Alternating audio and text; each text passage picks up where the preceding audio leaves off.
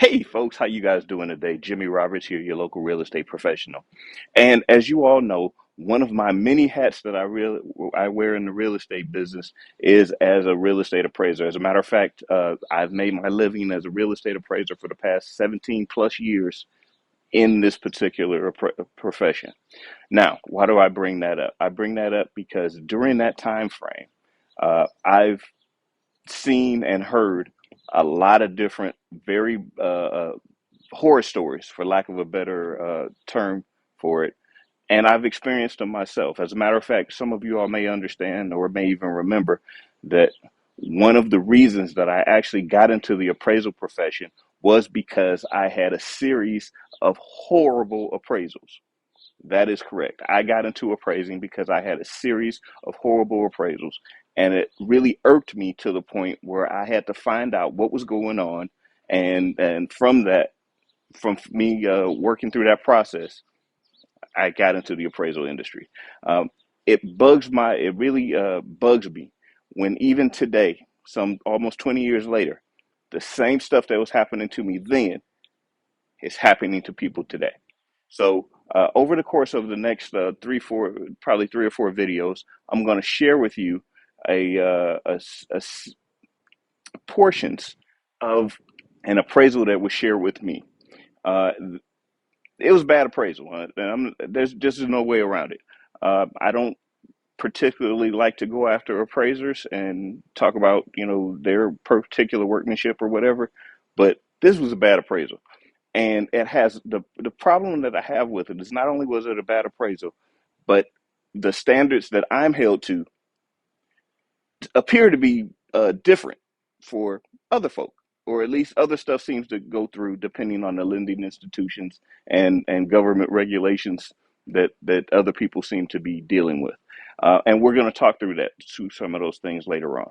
But today I wanted to first off give you an introduction to this series because it's very important. There are 4 things I really want to accomplish here in this series. I want you all to understand these 4 basic things. First and foremost, appraisers are not perfect, including me. I know that's crazy to say, but that is true. Not even me am perfect. I am not perfect. Um, we all have appraisers all have biases, and those biases are often seen in the appraisal reports that they produce, right? So first off, appraisers are not perfect. They're humans, and as humans, we all have biases.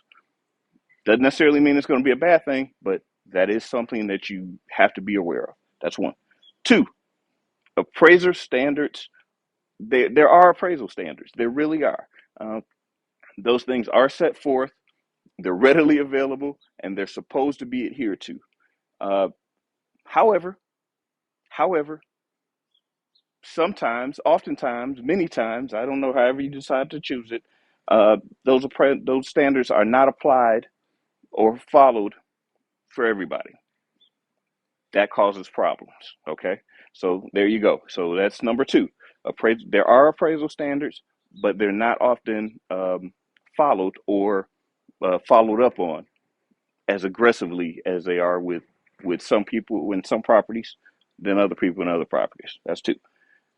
And I think, by the way, I think a lot of that has also to do with the fact that the sometimes if you don't know what the rules are, you don't know how to appeal, and I think that has a lot to do with it. So that's 2.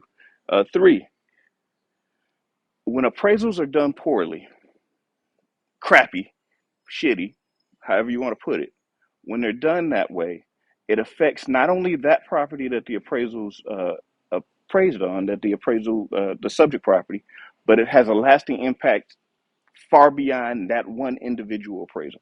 And we're going to talk through that, okay? And 3, and this is the most important one, and this is the one I really need you to lock in on.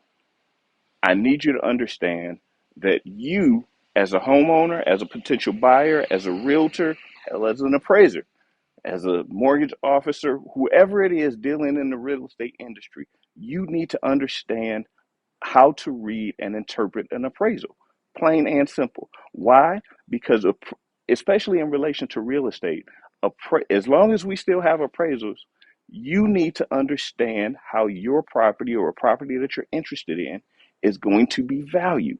And interpreting that 40, 50 pages of document, that 40, 50 page document, it's a lot of information in it. And you need to be able to pick that stuff out and figure out what makes sense and what doesn't make sense. Because if you're not able to do that, you're going to continue to get screwed. And basically, that's what happened to my friend. And I'll tell you a little bit more about that as we go along.